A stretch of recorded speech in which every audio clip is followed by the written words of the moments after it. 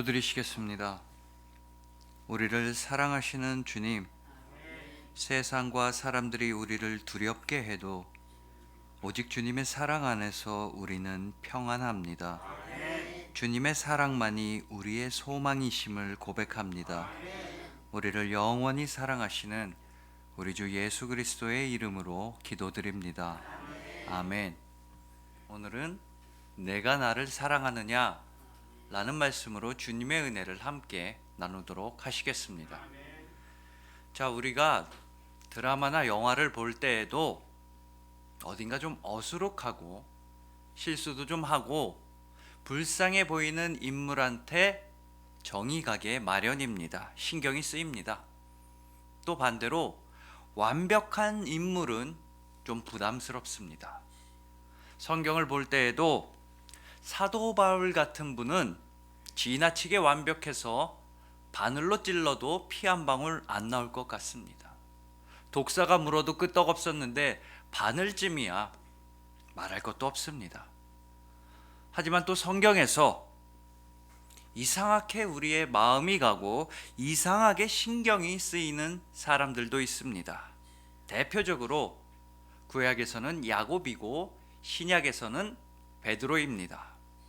이들은 어떨 때는 답답하기도 했다가 밉상이기도 했다가 또 어떤 때는 좀 짠해 보이기도 합니다. 그런데 이 야곱이나 베드로의 이야기가 왜 우리의 관심을 끌고 왜 재밌느냐 하면요, 그건 그들이 인간적이라 그런 겁니다. 그리고 그들이 인간적이라는 건 다른 뜻이 아니라 바로 우리랑 닮았다는 뜻입니다. 우리랑 제일 비슷한 사람들이 야곱과 베드로입니다. 그들과 우리는 잘못을 저지르기도 하고 또 실수도 많이 합니다. 우리는 완전하지 않습니다.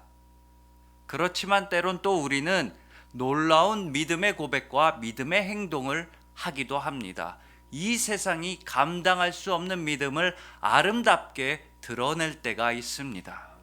바로 베드로처럼 말입니다.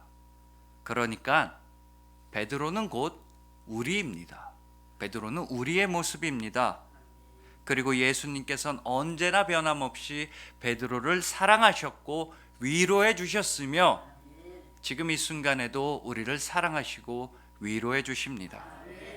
그래서 오늘은 오늘의 본문을 통해서 변함도 없으시고 다함도 없으신 주님의 사랑과 은혜에 대해 감사하는 시간을 함께 가졌으면 합니다.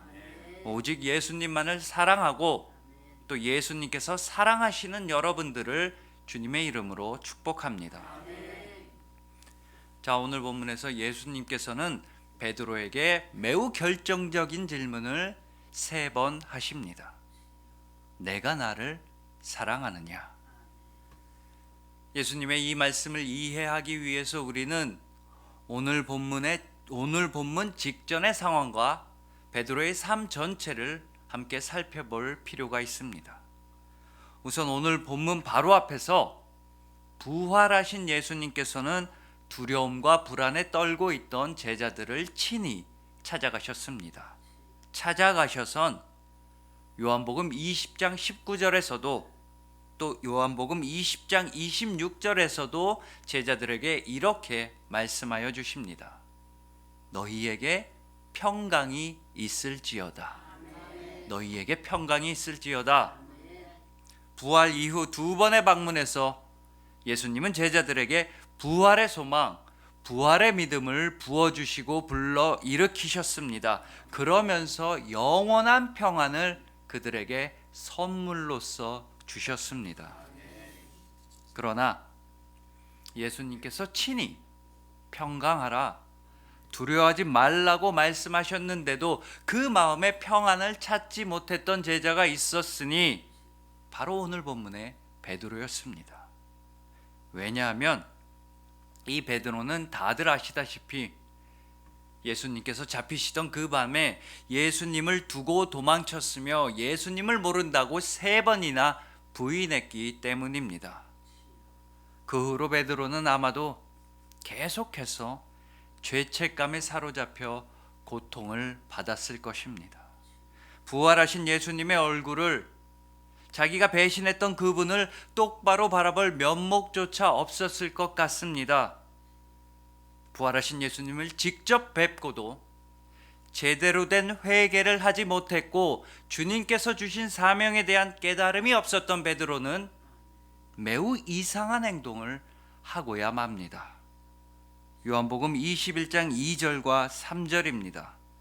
시몬 베드로와 디두모라 하는 도마와 갈릴리 가나 사람 나다나엘과 세베대의 아들들과 또 다른 제자들이 함께 있더니 시몬 베드로가 나는 물고기 잡으러 가노라 하니 그들이 우리도 함께 가겠다 하고 나가서 배에 올랐으나 그날 밤에 아무것도 잡지 못하였더니. 베드로는 고기를 잡으러 갑니다. 다시 물고기를 잡는 어부가 되려고 합니다. 원래 처음에 어부였던 베드로는 하지만 예수님을 만나게 되자마자 그물도 다 버리고 배도 다 버려두고 오직 예수님만을 따라가기로 결단했었습니다. 그리고 예수님께서는 그때 베드로에게 이제 사람을 낚는 어부가 되라고 말씀하셨습니다. 이제는 물고기가 아니라 사람의 영혼을 인도하는 주님의 사도로서의 복된 소명을 새롭게 부여하셨던 것입니다. 하지만 부활하신 예수님 앞에서 온전한 회개와 진정한 고백을 하지 못했던 베드로는 다시 물고기를 잡으러 갑니다. 즉 예수님을 만나기 이전의 삶으로 돌아가려고 하는 것입니다. 퇴보하며 퇴행하는 행동을 하고야 맙니다. 그렇지만 주님의 평안의 말씀, 부활하신 예수님의 말씀을 받아들이지 못했던 그 결과는 어떠했습니까? 다시 요한복음 21장 3절의 하반절입니다. 나가서 배에 올랐으나 그날 밤에 아무것도 잡지 못하였더니. 아무것도 잡지 못했습니다. 베드로는 밤새 물고기를 잡아보려고 애를 썼지만 단 한 마리도 잡지 못했습니다. 그리고 이런 모습은 예수님을 만나기 이전에 헛되이 고생하던 모습과 정확히 동일합니다. 누가복음 5장 5절입니다. 시몬이 대답하여 이르되 선생님, 우리들이 밤이 새도록 수고하였으되 잡은 것이 없지만은.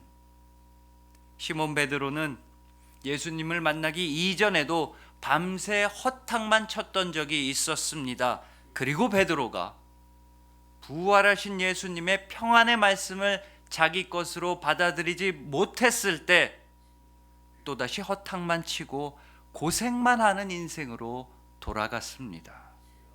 그리고 베드로의 이런 모습이야말로 주님의 말씀, 주님 약속하신 평안을 떠날 때의 우리의 모습인 것입니다. 우리는 밤을 새서 수고합니다. 낮에도 최선을 다해서 일합니다. 우리 중에 건성건성 대충대충 사는 사람은 아무도 없습니다. 모두가 열심히 삽니다. 하지만 주님의 말씀이 없는 삶은 그저 공허할 뿐입니다. 주님께서 주신 거룩한 소명을 이행하지 않는 삶은 텅 빈 그물 그 자체일 뿐입니다. 그러나 예수님께서는 그렇게 헛되이 고생만 하던 베드로를 또다시 찾아가 주셨습니다. 사람을 낚는 어부가 아니라 물고기를 낚는 어부로 퇴보하려고 하자 오늘 본문에서 예수님은 베드로에게 친히 말씀해 주셨습니다. 3번이나 말씀하셨습니다. 내 양을 먹이라. 중요한 건 물고기가 아니라 돈벌이가 아니라 사람의 영혼이 가장 중요하다고 하시면서 본문 15절에서 말씀하십니다. 내 어린 양을 먹이라. 더 이상 허탕만 치지도 말고 또다시 옛사람으로 돌아가지도 말고 이제부터는 다른 사람들을 돕는 일을 하라고 하시면서 본문 16절에서 말씀하십니다. 내 양을 치라. 예수님의 제자와 사도로서 그 거룩하고 아름다운 새로운 소명을 부여하시면서 본문 17절에서 힘주어 말씀하십니다. 예수께서 이르시되 내 양을 먹이라. 그리고 예수님께서는 우리에게도 말씀하십니다. 믿음의 여정에서 자주자주 낙심하고 무너지고 옛사람으로 자꾸만 돌아가려고 하는 우리에게도 말씀하십니다. 더 이상 고생하지 말아라. 더 이상 방황하지도 말아라. 이제는 나와 함께 내 양을 먹이라. 베드로를 다시 일으켜 주신 예수님께서는 여러분 또한 다시 일으켜 주십니다. 여러분을 친히 붙들어 주시고 여러분 한 분 한 분에게 직접 말씀하여 주시고 여러분을 끝까지 사랑하십니다. 이제 우리는 밤에도 낮에도 오직 주님만을 위해 살아갑니다. 우리는 사나 죽으나 오직 예수 그리스도의 것입니다. 주님께서 직접 피곤한 손과 연약한 무릎을 일으켜 세워주시는 여러분들을 주님의 이름으로 축복합니다.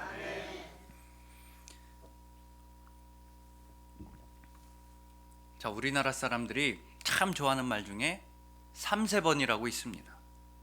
가위바위보를 하다가 저도 3세판이라고 하면서 우기면 한 번쯤은 봐주고 한 판 더 합니다. 그런데 성경에서 이 3세번이란 말이 제일 잘 어울리는 사람도 베드로였습니다. 사실 베드로는 예수님의 제자 생활을 하면서 잘 아시다시피 크게 3번 연약한 모습을 보인 적이 있었습니다. 굉장히 특이하고도 안타까운 점은요, 베드로가 3번의 잘못, 3번의 연약함을 저지르기 직전에 엄청난 신앙 고백으로서 우리에게 큰 감동을 준다는 것입니다. 그리고는 곧바로 미끄러집니다. 넘어지고 배신하고 또 도망칩니다. 하지만 가장 중요한 사실은 예수님께서는 그때마다 연약했던 베드로를 늘 다시 붙잡아 주시고 일으켜 주셨다는 사실입니다.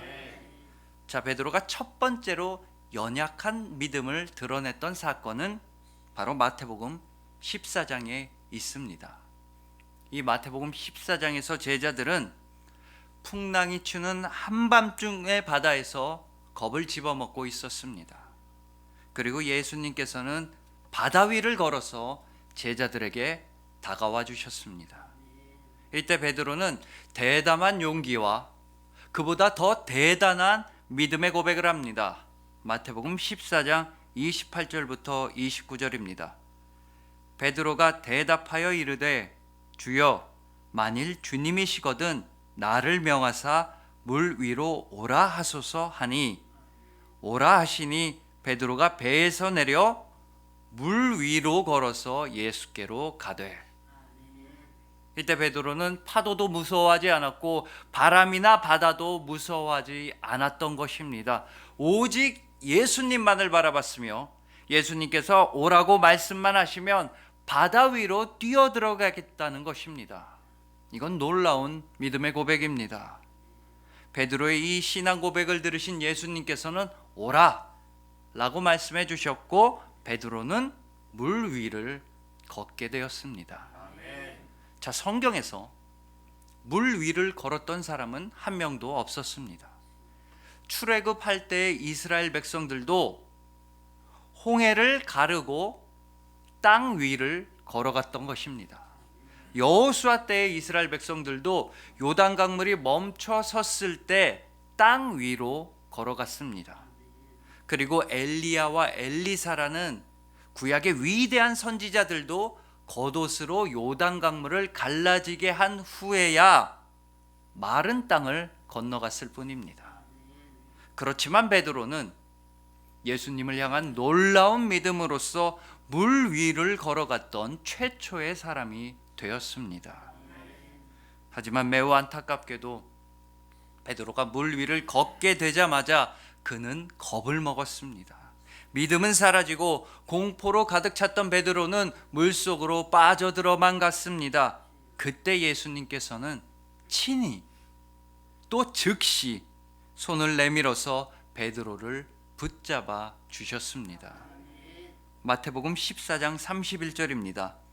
예수께서 즉시 손을 내밀어 그를 붙잡으시며 이르시되 믿음이 작은 자여 왜 의심하였느냐 하시고, 여기서 중요한 건 예수님만큼은 믿음이 작아지고 의심했던 베드로를 꼭 붙잡아 주셨다는 것입니다. 직접 손을 내밀어 주시고 즉시 손을 내밀어 주시고 베드로가 절대로 물에 빠지지 않게 지켜 보호하여 주셨습니다.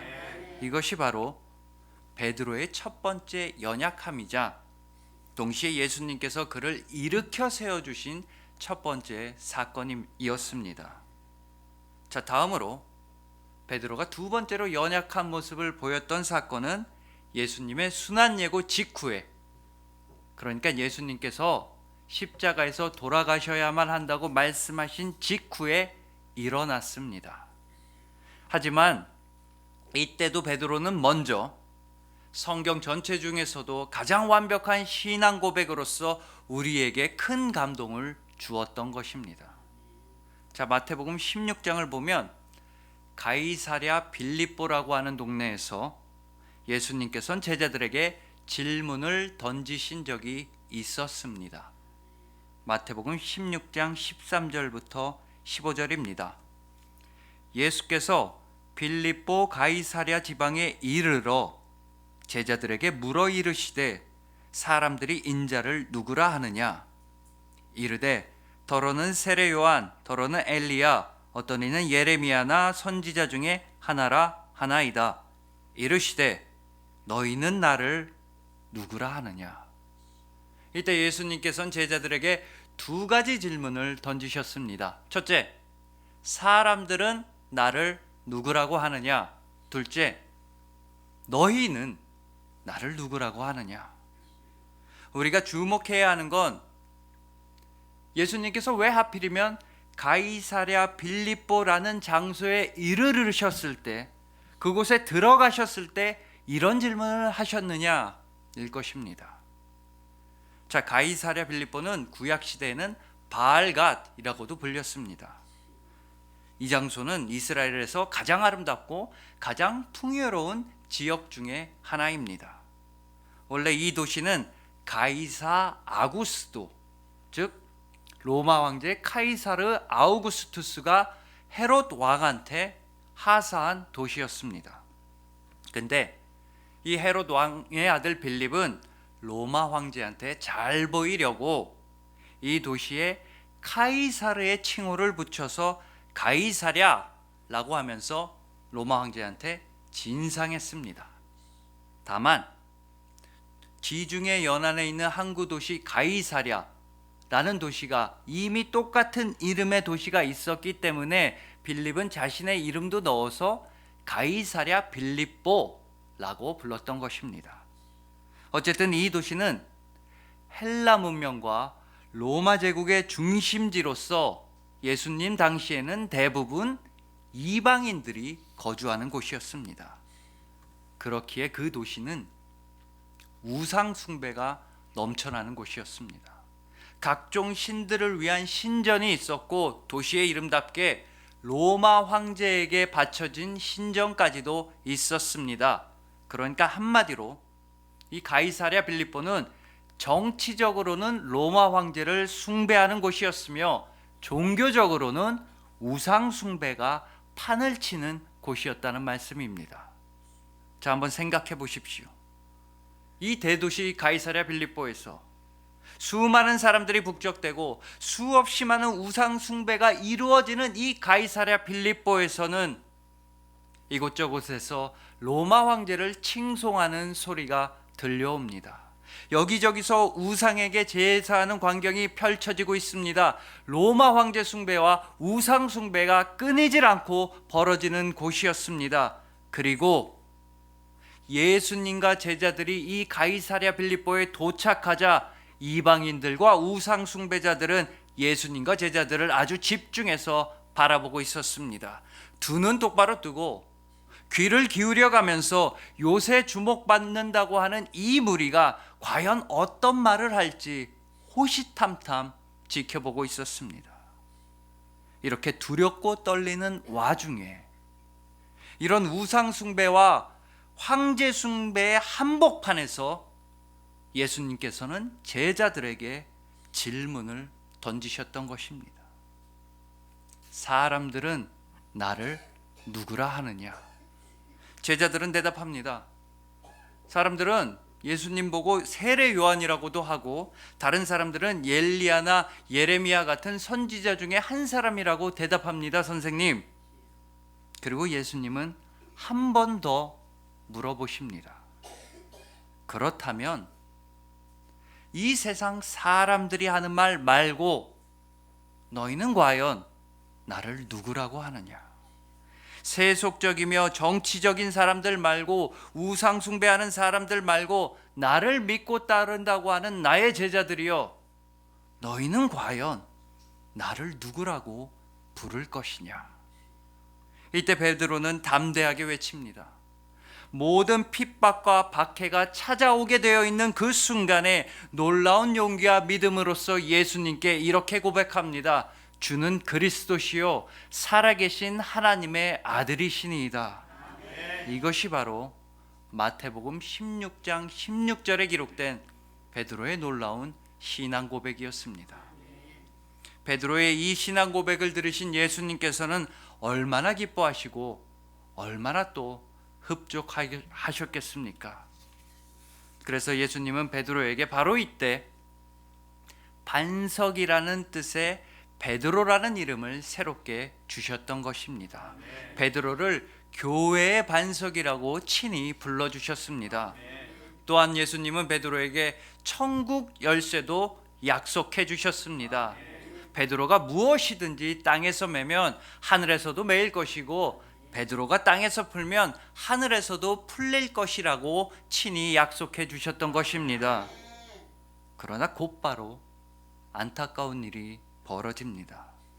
베드로의 두 번째 잘못, 베드로의 두 번째 연약함이 바로 이 영광스러운 순간에 일어나고야 말았습니다.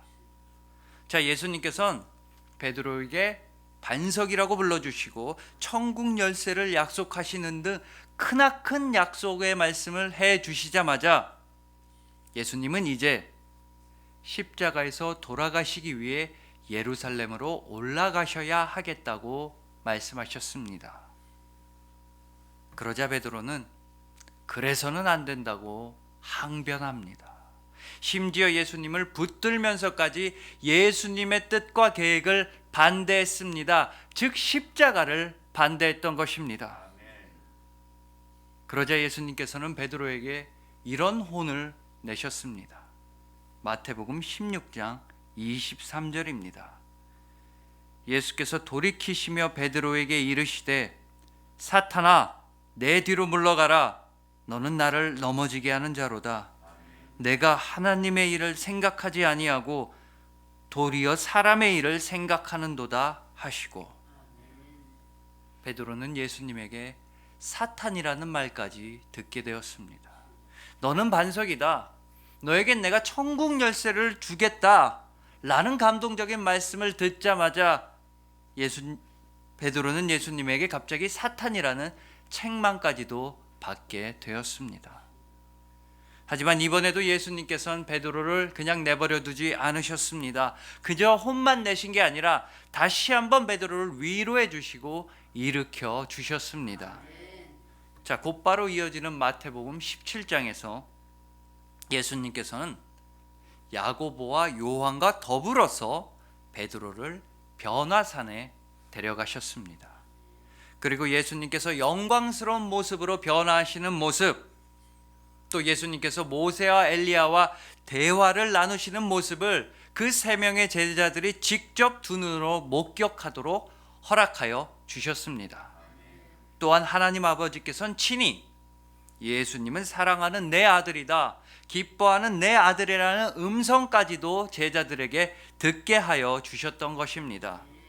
그리고 결정적으로 겁이 나서 엎드려 있는 베드로에게 예수님은 마태복음 17장 7절 말씀을 통해서 다음과 같이 위로해 주시고 일으켜 세워 주셨습니다. 예수께서 나와 그들에게 손을 대시며 이르시되 일어나라 두려워하지 말라 하시니. 이렇게 해서 예수님은 다시 한번 베드로를 직접 일으켜 세워주셨습니다. 일어나라 두려워하지 말라. 베드로가 이렇게 두 번째로 큰 실수를 했을 때에도 예수님은 그를 용서하시고 베드로를 만져주시고 새롭게 일어날 수 있는 힘을 부어주셨던 것입니다. 자, 이제 마지막으로 베드로가 예수님께 세 번째로 잘못했던 일은 여러분이 너무나 잘 아시는 대로 예수님을 모른다고 세 번이나 부인했던 일입니다. 이 사건이 터지기 직전에도 베드로는 마태복음 26장 35절에서 자기는 예수님과 함께 죽을지언정 예수님을 절대로 배반하지는 않겠다는 당찬 고백을 했었습니다. 그러나 문제는 그때부터 시작됩니다. 베드로는 결국 예수님이 가장 힘드신 순간에 나는 저 예수라는 사람을 모른다고 세 번이나 부인하게 되었습니다.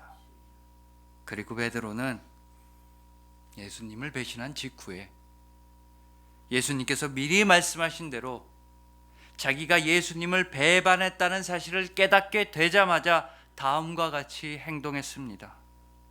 그리고 바로 이때가 우리와 너무나도 닮아 있는 베드로의 연약함이, 겁을 먹고 두려워하는 그 마음이 정말로 잘 드러나는 장면인지도 모르겠습니다. 자, 마태복음 26장 75절입니다. 이에 베드로가 예수의 말씀에 닭 울기 전에 내가 세 번 나를 부인하리라 하심이 생각나서 밖에 나가서 심히 통곡하니라. 밖에 나가서 심히 통곡하니라.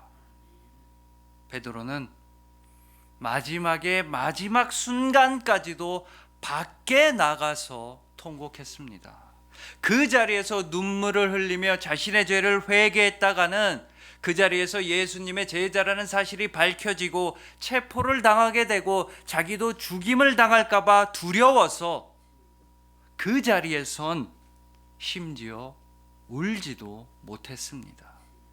밖에 나가서야, 겨우겨우 밖으로 나가서야 눈물을 흘리게 됩니다. 아무도 없는 곳에 이르러서야 베드로는 그때서야 비로소 참회의 눈물을 흘릴 수가 있었던 것입니다. 아마도 이것이 베드로의 연약함이자 동시에 바로 우리의 연약함인 것입니다.